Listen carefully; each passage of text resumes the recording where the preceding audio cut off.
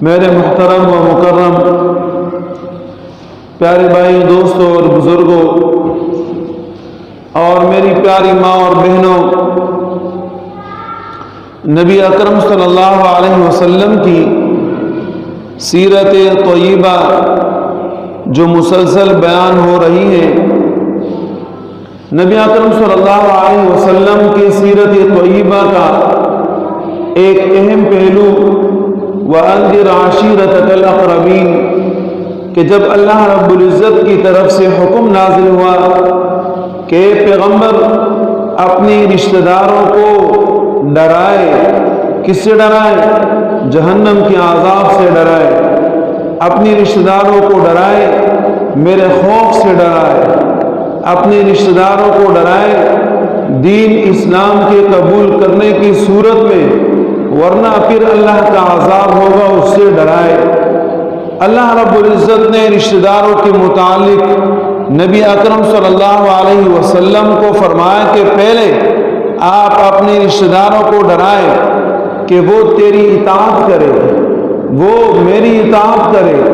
وہ دین اور اسلام کو دل سے قبول کرے۔ اس کے لیے سب سے پہلے آپ ان رشتہ داروں کو دعوت دیں۔ نبی اکرم صلی اللہ علیہ وسلم نے حضرت علی رضی اللہ تعالیٰ عنہ سے فرمایا کہ علی، ایک دستہ گوشت کا، بکری کا ایک دستہ، ایک پیالہ اور اسی طریقے سے غلہ تیار کر کے لاؤ، اور پھر جا کر عبد المطلب کے جتنے بھی اولاد ہیں سب کو جمع کرو۔ حضرت علی رضی اللہ تعالیٰ عنہ نے ایک ایک کو دعوت دی اور فرمایا کہ نبی اکرم صلی اللہ علیہ وسلم آپ سب حضرات کو بلوا رہے ہیں۔ ان آنے والوں میں ایک تو ابو طالب تھے جو نبی اکرم صلی اللہ علیہ وسلم کے سرپرست تھے، اور ساتھ میں حضرت حمزہ جو نبی اکرم صلی اللہ علیہ وسلم کے چچا تھے، اور اسی طریقے سے حضرت عباس جو نبی اکرم صلی اللہ علیہ وسلم کے سکے چچا تھے،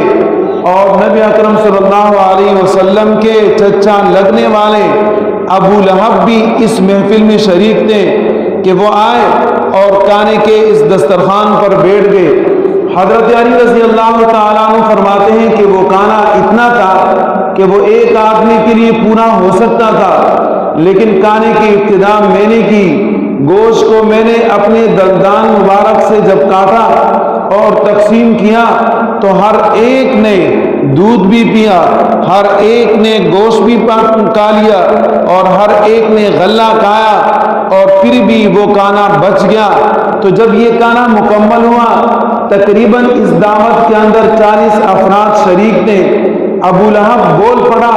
کہ اس پیغمبر نے اس کانے کے اوپر جادو کیا ہے، یہ ہو نہیں سکتا کہ ایک آدمی کا کانا 40 آدمی کھا لے اور ان کے پیٹ بھر جائے پھر بھی کانا بچ جائے، اس طرح نہیں ہو سکتا۔ یہ کہہ کر وہاں سے اٹھا۔ نبی اکرم صلی اللہ علیہ وسلم نے اس پہلی دعوت کے اندر ان کو کوئی دعوت نہیں دی، اور اس پہلی محفل کے اندر، پہلے مجلس کے اندر ابو لہب نے پورے محفل کا اور پورے مجلس کا ماحول خراب کر دیا، اور سارے کے سارے حضرات دعوت کے بغیر منتشر ہو گئے۔ نبی اکرم صلی اللہ علیہ وسلم نے پھر حضرت علی رضی اللہ تعالیٰ عنہ سے فرمایا کہ علی، دوبارہ حضرت عبد المطلب کے بچوں کو بلاؤ، سارے رشتہ داروں کو بلاؤ تاکہ میں ان کو دعوت دوں۔ دوبارہ جب ان کے لیے دعوت رکھی گئی، سارے کے سارے حضرات وہاں آئے، شریک ہوئے، تو نبی اکرم صلی اللہ علیہ وسلم نے فرمایا میں اللہ رب العزت کا وہ کلام، اللہ رب العزت کا وہ حکم، اللہ رب العزت کی طرف سے وہ ہدایت تم سب کے لیے لایا ہوں کہ جس میں تمہارے لیے دنیا اور آخرت دونوں جہانوں کا فائدہ ہے،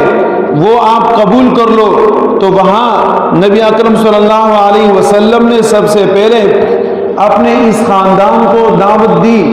اور اس دعوت کے اندر آپ یہ ذرا دیکھیں کہ نبی اکرم صلی اللہ علیہ وسلم کے سب سے پہلے تصدیق کرنے والے حضرت ابوبکر صدیق رضی اللہ تعالیٰ عنہ تھے، جو نبی اکرم صلی اللہ علیہ وسلم کی زبان مبارک سے نکلی ہوئی ہر بات کا فوراً تصدیق کیا کرتے تھے۔ تو صداقت کے اندر جس طریقے سے حضرت ابوبکر صدیق رضی اللہ تعالیٰ عنہ کا پہلا نمبر ہے، اسی طریقے سے تکذیب کے اندر، جھٹلانے کے اندر، نبی علیہ الصلوۃ والسلام کی مخالفت میں، نبی اکرم صلی اللہ علیہ وسلم کے مذاق اڑانے میں جو پہلا نمبر ہے وہ ابو لہب کا ہے۔ اور اس نے نبی علیہ الصلوۃ والسلام کی اس دعوت کی مخالفت کی، اور پھر اس نے مخالفت کے اوپر بس نہیں کیا، بلکہ نبی اکرم صلی اللہ علیہ وسلم کی جو پیاری دونوں بیٹیاں تھیں، ام کلثوم اور رقیہ، جو عتبہ اور عتیبہ کی نکاح میں تھی، جا کر ان سے کہا کہ نبی علیہ الصلوۃ والسلام کی ان بیٹیوں کو طلاق دے دو۔ تو عتبہ اور عتیبہ نے نبی اکرم صلی اللہ علیہ وسلم کی ان بیٹیوں کو عداوت میں، دشمنی میں اور مخالفت میں طلاق دے دی۔ لیکن فیصلہ تو اللہ کے پاس ہوتا ہے، اللہ رب العزت نے اس سے بہتر فیصلہ کرنا تھا، جو اللہ رب العزت نے فرمایا کہ وہ دونوں کی دونوں بیٹیاں حضرت عثمان رضی اللہ تعالیٰ عنہ کے نکاح میں یک کے بعد دیگر آئیں، اور حضرت عثمان رضی اللہ تعالیٰ عنہ ذو النورین کہلانے لگے کہ نبی علیہ الصلوۃ والسلام کے ایک بیٹی کے ساتھ شادی کر لی، اور ان کے انتقال کے بعد دوسری بیٹی کے ساتھ ان کی شادی ہوگی۔ جتنے بھی انبیاء علیہ الصلوۃ والسلام اللہ رب العزت نے حضرت آدم علیہ السلام سے نبی اکرم صلی اللہ علیہ وسلم تک بھیجے ہیں، جن کی تعداد کم و بیش 1,25,000 بتائی جاتی ہے، تو کسی پیغمبر کے صحابی نے اتنی بڑی سعادت حاصل نہیں کی کہ اس پیغمبر کی 2 بیٹیاں اس کے نکاح میں آئی ہو، سوائے حضرت عثمان رضی اللہ تعالیٰ عنہ کی، کہ اللہ رب العزت نے ان کو یہ مقام عطا فرمایا، اور نبی اکرم صلی اللہ علیہ وسلم کی پیاری دونوں بیٹیاں حضرت عثمان رضی اللہ تعالیٰ عنہ کے نکاح میں آئی۔ اور پھر اس کے بعد جب ان کو پتہ چلا کہ نبی اکرم صلی اللہ علیہ وسلم نے تو اپنی دعوت شروع کر دی، تو مخالفت تو یہ سارے کے سارے کرتے رہے، ایک کو کہتے رہے، دوسرے کو کہتے رہے، لوگوں کو نبی اکرم صلی اللہ علیہ وسلم کے مخالف بناتے رہے۔ لیکن یاد رہے کہ جو ایک کو پکڑ کے مخالفت کرواتا ہے، دوسرے کا ذہن بناتا ہے، اور اسی طریقے سے تیسرے کے ساتھ بیٹھ کر اس کو گمراہ کرنے کی کوشش کرتا ہے، تو کسی کے گمراہ کرنے سے کوئی گمراہ نہیں ہوتا، جو اللہ رب العزت کا فیصلہ ہوتا ہے وہی ہوتا ہے۔ اب یہ ہوا کہ جتنے بھی لوگ تھے وہ سارے کے سارے آئے، ابو لہب ان کا سربراہ تھا،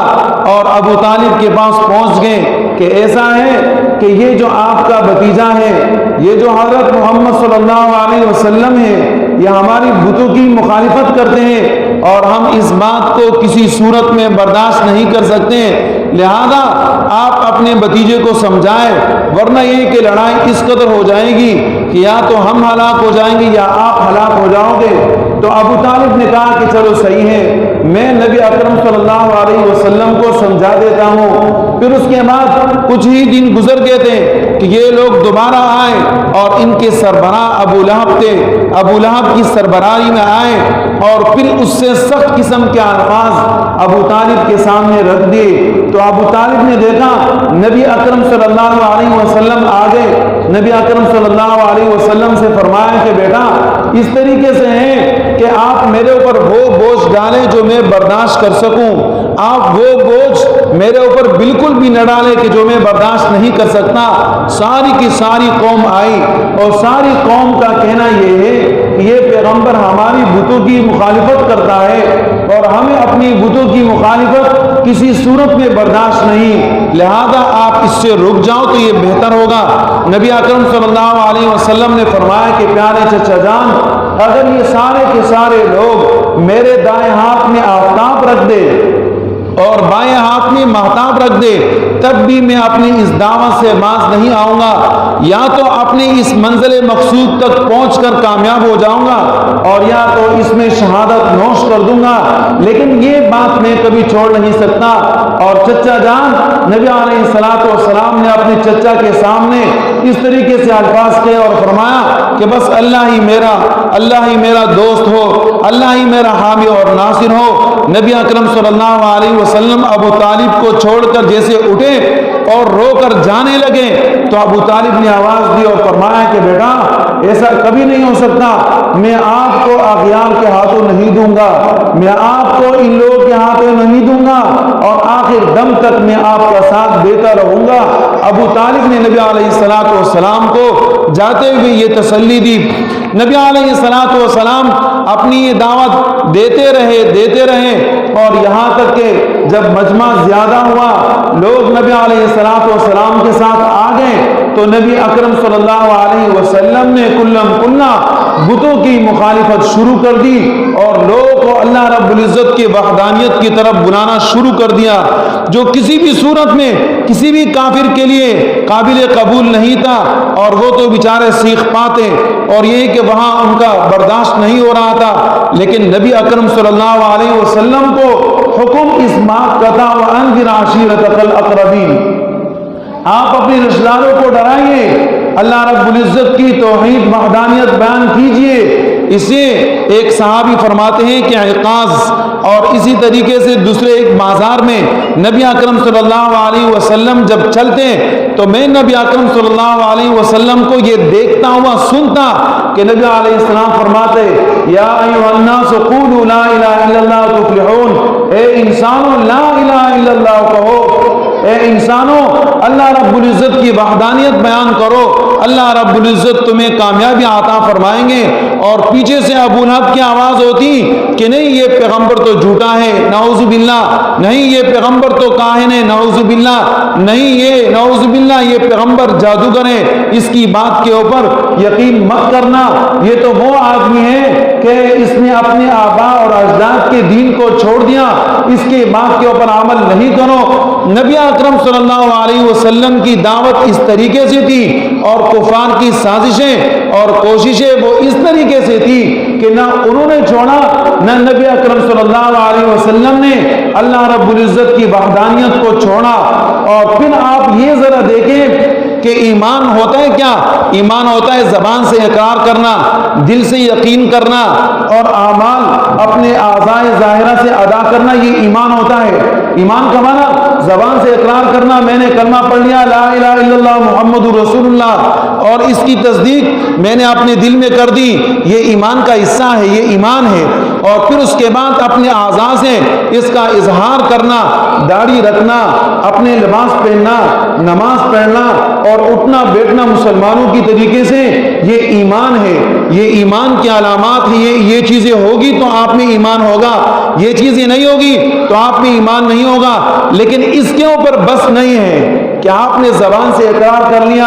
آپ نے دل سے یقین کر لیا اور آپ نے اعضاء سے اعمال ظاہر کر دیے، صرف اس کے اوپر بس نہیں، بلکہ ساتھ ساتھ میں آپ نے کفر سے، آپ نے شرک سے بیزاری کا اعلان کرنا ہے اور ان کے کفریات سے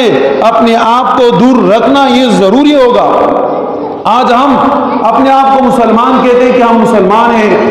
ہم تہجد گزار ہیں، ہم قرآن کریم کے پڑھنے والے ہیں، لیکن ہم کفر کی مخالفت نہیں کرتے، ہم ان کے بتوں کی مخالفت نہیں کرتے اور ہم ان کی شرک کی مخالفت نہیں کرتے، تو ہمارا ایمان نہیں ہے۔ ہمارے ایمان کے لیے ضروری جیسے کہ زبان سے اقرار ہے، دل سے یقین ہے، اسی طریقے سے بتوں کی مخالفت ہے، اللہ کی وحدانیت کی طرف لوگوں کو بلانا ہے۔ نبی اکرم صلی اللہ علیہ وسلم کے اندر ایمان تھا، کامل ایمان تھا، صحابہ بھی کامل ایمان والے تھے اور جتنے بھی تابعین تھے سارے کامل ایمان والے تھے، لیکن اس کے باوجود نبی اکرم صلی اللہ علیہ وسلم نے بتوں کی مخالفت کر دی، ان کی شرک کی مخالفت کر دی اور ان کی بت پرستی کی مخالفت کر دی، اور اس بت پرستی کی وجہ سے وہ سارے کے سارے لوگ جمع ہو کر نبی اکرم صلی اللہ علیہ وسلم کی مخالفت میں آ گئے۔ اور پھر جب تیسری مرتبہ آئے تو ابو طالب کے پاس یہ لوگ آئے اور کہنے لگے کہ دیکھیں ہم آپ کو ایک خوبصورت نوجوان قریش کا دیتے ہیں، اس کے بدلے میں آپ ہمیں محمد صلی اللہ علیہ وسلم دے دو، ہم ان کو قتل کر دیں گے تاکہ یہ معاملہ ختم ہو جائے۔ اور وہاں پر قریش کے ایک بڑے سربراہ نے کہا کہ ابو طالب ان لوگوں کی یہ بات صحیح ہے، آپ پیغمبر ان کے حوالے کر دو، یہ لوگ قتل کر دیں گے تاکہ معاملہ ختم ہو جائے۔ اور اگر آپ کو نوجوان چاہیے تو آپ کو ایک خوبصورت نوجوان یہ دے دیں گے جو عقل مند بھی ہے، دانش مند بھی ہے، آپ کی خدمت کرے گا، آپ کا تابعدار رہے گا۔ ابو طالب نے کہا، او بیوقوفو، کون سی بات کرتے ہو؟ میں اپنا رشتہ دار تمہارے حوالے کر دوں، میں اپنا بیٹا تمہارے حوالے کر دوں، میں اپنے بیٹے کو تمہارے ہاتھوں قتل کرا دوں اور تمہارے بیٹے کو میں اپنے پاس رکھ دوں کہ جناب وہ میری خدمت کریں؟ یہ کہاں کا تمہارا سوچ ہے؟ یہ کہاں کی باتیں تم نے لائی ہیں؟ اس لیے اللہ رب العزت نے فرمایا، قد كانت لكم اسوة حسنة في ابراہیم والذین معه اذ قالوا لقومهم انا براء منكم ومما تعبدون من دون اللہ۔ حضرت ابراہیم علیہ السلام کا اسوہ حسنہ، نبی علیہ السلام کا اسوہ حسنہ، نبی اکرم صلی اللہ علیہ وسلم کے اخلاق حمیدہ وہ یہ کہ کفر کے سامنے اعلان ہو، ہم تمہارے بتوں سے بیزار ہیں، ہم ایک اللہ کی عبادت کرتے ہیں، ہم تمہارے شرک سے بیزار ہیں، ایک اللہ کی عبادت کرتے ہیں۔ نبی اکرم صلی اللہ علیہ وسلم نے برملا یہ اعلان فرمایا، اور جب 9 ذو الحجہ کو 9 ہجری کو نبی علیہ السلام نے حج کے لیے قافلہ بھیجا تو اس کی سربراہی کے لیے حضرت ابوبکر صدیق نے اور اعلان کے لیے حضرت علی رضی اللہ تعالیٰ عنہ کو بھیجا کہ جاؤ علی اور تمام کے تمام لوگوں کے سامنے اعلان کر دو کہ تمہارے شرکیات سے ہم بیزار ہیں۔ تو ایمان صرف یہ نہیں ہے کہ زبان سے اقرار کر لیا، دل سے یقین کر لیا اور جناب اعضاء سے اوپر پگڑی پہن لی، لباس پہن لیے، داڑھی رکھ دی اور جناب میں مسلمان ہو گیا اور میرے سے بڑا کوئی مسلمان نہیں، اس کے اوپر بس نہیں ہے۔ آپ نے کرسمس میں شرکت نہیں کرنی،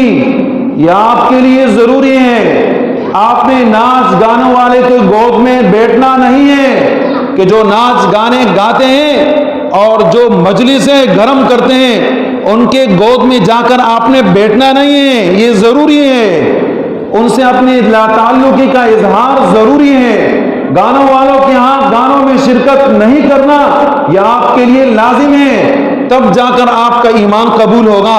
ورنہ ایسا ایمان تو ہر کوئی اختیار کر سکتا ہے کہ قرآن کریم اٹھا کے پڑھ لیں، الگ طور پر بیٹھ جائیں، لباس خوبصورت پہن لیں، لوگوں کو دھوکہ دینے کے لیے داڑھی رکھ دے، سر کے اوپر پگڑی باندھ لیں اور جناب یہ کہے کہ میں تو کیا ہو گیا، میں مسلمان ہو گیا۔ یہ مسلمانی نبی علیہ السلام نے ہمیں نہیں سکھائی۔ نبی علیہ السلام نے ہمیں جو مسلمانی سکھائی وہ یہ کہ گناہوں سے اپنے آپ کو بیزار رکھنا،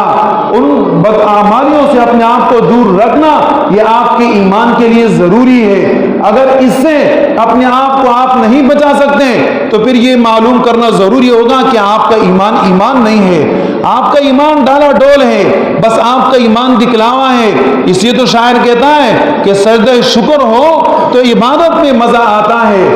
اگر سجدہ شکر ہو تو عبادت میں مزہ آتا ہے، اور اگر یہ کہ سجدہ شکر نہ ہو تو پھر سجدوں میں خالی دنیا ہی بسا کرتی ہے، خالی سجدوں میں تو صرف دنیا ہی بسا کرتی ہے۔ کھڑے ہو گئے تو دکان کا سوچ ہے، کاروبار کا سوچ ہے، لوگ کہے اچھا آدمی ہے، لوگ کہے معزز آدمی ہے، اس لیے کہ دل میں اللہ کا شکر نہیں ہے۔ تو شکر والا سجدہ نہیں ہے، وہ شکر والا عبادت نہیں ہے، وہ شکر والی اللہ رب العزت کے سامنے اعمال نہیں۔ اس لیے تو وہی شاعر کہتا ہے کہ معلوم نہیں تو جھکتا کہاں ہے، سجدہ کہاں کرتا ہے۔ تیرے کفر میں، تیرے اسلام میں شک ہے کہ تو جھکتا کہاں پر ہے اور سجدہ کہاں پر کرتا ہے، اطاعت کس کی کرتا ہے، طریقہ کس کا اپنایا ہے۔ آج مسلمان ان بدعمالیوں کے اندر شریک ہوتے ہیں۔ ہمارے ہاں ایک مشہور واقعہ ہے، ایک آدمی تھا، اس کا باپ ڈول بجایا کرتا تھا، ڈول، اور جب ڈول بجایا کرتا تھا تو بیٹوں نے کہا کہ ابا آپ جب ڈول بجاتے ہو نا تو آپ کی اس ڈول کی بدنامی اتنی ہوئی کہ ہمیں پورے معاشرے میں کوئی رشتہ نہیں دیتا، ہم جس کے پاس جاتے کہتے ہو یہ تو جناب وہ ڈول بجانے والا آدمی کا بیٹا ہے، تو ہمیں کوئی رشتہ نہیں دیتا۔ ڈول بجانے والے کے ہاں تو بہت لوگ آتے ہیں، اس کی دیدار کرتے ہیں، اس کی زیارت نصیب کرتے ہیں اور ان کی زیارت لینے کے لیے پیسے خرچ کرتے ہیں، لیکن ان کے ساتھ رشتہ کرنے کے لیے کوئی تیار نہیں ہوتا۔ لوگ کہتے ہیں ہمارا خاندان خراب ہو رہا ہے۔ ہمارا ماحول خراب ہو جائے گا۔ تو ایک آدمی ڈھول بجانے والا تھا اور وہ ڈھول بجایا کرتا تھا، تو بچوں نے کہا کہ ابا آپ ڈھول مت بجائیں، کسی عرصے تک آپ رک جائیں تاکہ لوگ ہمیں رشتہ تو دے دیں۔ ابا نے کہا کہ بیٹا میں تو نہیں بجاؤں گا، لیکن جہاں میں ڈھول کی آواز سنتا ہوں نا پھر خواہ میرے اندر حرکت آتی ہے، خواہ پھر میرے اندر کیا ہوتی ہے، حرکت آتی ہے، اور پھر میں اپنے کنٹرول میں نہیں رہتا۔ وہ جو آواز میں سنتا ہوں گانے کی یا ڈھول کی تو خواہ پھر اٹھ کر جناب میں ناچنا شروع کر دیتا ہوں۔ وہ آپ کے اندر وہ کفر ابھی تک ہے، آپ کے اندر وہ خباثت ابھی تک ہے۔ نبی علیہ السلام نے اپنے ایک صحابی سے فرمایا، جلیل القدر صحابی سے، اس نے اپنے غلام سے یہ کہا، ایک کالے کے بچے ادھر آ۔ اس صحابی نے اپنے غلام سے کہا، جلیل القدر صحابی تھے، مذاق میں کہا سچ میں کہا، فرمایا کالے کے بچے ادھر آ۔ نبی اکرم صلی اللہ علیہ وسلم کو اتنا غصہ آیا کہ نبی اکرم صلی اللہ علیہ وسلم کا چہرہ انور غصے کی وجہ سے سرخ ہوا، اور نبی علیہ السلام نے فرمایا کہ اب تک آپ کے اندر جاہلیت کی خصلتیں موجود ہیں، اب تک آپ کے اندر جاہل والے عادات موجود ہیں۔ آپ کی ایمان کے لیے ضروری ہے کہ آپ نے جہالت سے اپنے آپ کو دور رکھنا ہے، نبی علیہ السلام کی اطاعت کرنی ہے، سچے دل سے اور اعمال سے دکھانا ہے۔ لیکن افسوس آج مسلمان اغیار کے طور اور طریقوں میں شریک ہوتے ہیں۔ جناب کسی مسلمان کو دیکھو تو کرسمس والے کو مبارکباد دے گا، بھئی کیوں مبارکباد دیتے ہو؟ کہتے یہ اس کی خوشی کا دن ہے، یہ اس کے کفر کا دن ہے۔ آپ کے خوشی کے دن انہوں نے کبھی آپ کو مبارکباد نہیں دیا، آپ کے بھی تو خوشی کے دن ہوتے ہیں، آپ کو کبھی انہوں نے کارڈ بھیجا ہے کیا؟ آپ کو انہوں نے کبھی آ کر دعا سلام کیے؟ لیکن آپ کے اندر پتہ نہیں کیا مصیبت پڑی ہوئی ہے کہ جناب موبائل اٹھا دیا اور کسی کو کرسمس کے اوپر مبارکباد دے دی۔ یہ مسلمان اپنے آپ کو بتا رہے کہ میں کوئی چیز ہی نہیں ہوں، میں ایک بیکار لوہے ہوں، بیکار چیز ہوں، کسی کام کا نہیں ہوں، اس لیے میں تمہارا محتاج ہوں اور میں تمہیں مبارکباد دیتا ہوں۔ اس کو فون کرتا ہے، اس کو پیغام دیتا ہے، اس کے پاس جاتا ہے، لیکن کبھی اس نے اپنی شان کے خلاف ایسا نہیں کیا کہ جناب آپ کے پاس آئے اور آپ کو عید الفطر میں مل کر جائے، آپ کو مبارکباد دے، آپ کے پاس آئے آپ کو عید الاضحیٰ میں مل کر چلا جائے، آپ کو مبارکباد دے دے۔ یہ مسلمانوں کے لیے نہیں ہے، مسلمانوں کے لیے تو کیا ہے؟ عید الفطر ہے اور عید الاضحیٰ ہے جو اللہ رب العزت نے تمہیں عطا فرمائی۔ حضرت انس رضی اللہ تعالی عنہ فرماتے ہیں کہ ہمارے ہاں جہالت سے ایک سلسلہ چلتا ہوا آ رہا تھا کہ سال میں 2 مرتبہ لوگ خوشیاں مناتے۔ نبی اکرم صلی اللہ علیہ وسلم آئے اور فرمایا کہ اس سے بہتر اللہ آپ کو خوشیاں عطا فرماتا ہے، اور وہ کون سا؟ عید الفطر اور عید الاضحیٰ، کہ اس دن آپ خوشی منائیں اور اس دن آپ مہمان نوازی اللہ کی قبول کرے۔ اس لیے علماء کہتے ہیں کہ اگر کسی نے عید الفطر کے دن روزہ رکھا اس کا روزہ نہیں ہوگا، کسی نے عید الاضحیٰ کے دن روزہ رکھا اس کا روزہ نہیں ہوگا، چاہے فرض رکھے چاہے نفل رکھے چاہے کچھ بھی رکھے نہیں ہوگا۔ کیوں؟ یہ دن خاص کر اللہ کی طرف سے آپ کی مہمان نوازی کا دن ہے، اور مہمان نوازی کے دن میں آپ نے کھانا ہے، آپ نے پینا ہے، ساتھ ساتھ میں اسراف نہیں کرنا، لیکن اللہ کی طرف سے خوشی کے دن آپ کے لیے یہ مقرر ہے، اور آپ نے اپنے آپ کو کفار کے ساتھ مشابہت دینے کے لیے، کفار کو خوش کرنے کے لیے قرآن اور حدیث کی مخالفت میں ان کا ساتھ آپ نے دیا اور اسلام کو آپ نے چھوڑ دیا، جبکہ اسلام میں تمہاری عزت ہے۔ اگر عزت ہے تو اسلام میں ہے۔ اس لیے حضرت عمر رضی اللہ تعالی عنہ جب بادشاہ وقت تھے، خلیفہ تھے، اور ساری لشکر ان کے ساتھ جا رہی تھی، تو حضرت عمر رضی اللہ تعالیٰ نے اپنے لشکر کو رکوایا، وہاں جا کر بیٹھ گئے، ایک کونے پر روئے، خوب روئے۔ اب یہ کہ صحابہ نے دیکھا کہ امیر المومنین تو ابھی تک آئے نہیں، اتنی دیر ہو گئی۔ جب یہ لوگ چلے گئے حضرت عمر رضی اللہ تعالیٰ عنہ کے پاس، تو حضرت عمر رضی اللہ تعالیٰ عنہ سے فرمایا کہ آپ تو ابھی تک آئے نہیں اور یہاں بیٹھ کر کڈے کے سامنے بیٹھ کر آپ رو رہے ہو،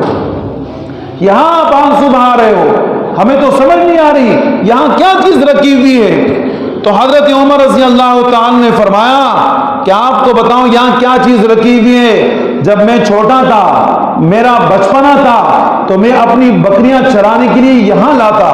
میں بکریاں چراتا تھا، اور میں جب جوان ہوا میں یہاں بکریاں چرانے کے لیے لایا کرتا تھا، اور میں اپنے کھیل کود میں غفلت کے اندر وقت گزارتا۔ شام کو جو میں اپنی بکریاں گھر واپس لے کر جاتا تو میرا باپ خطاب مجھ سے فرماتے ہیں کہ عمر تو کسی کام کا نہیں ہے، عمر تو کسی بھی کام کا نہیں ہے، اگر تو کسی کام کا ہوتا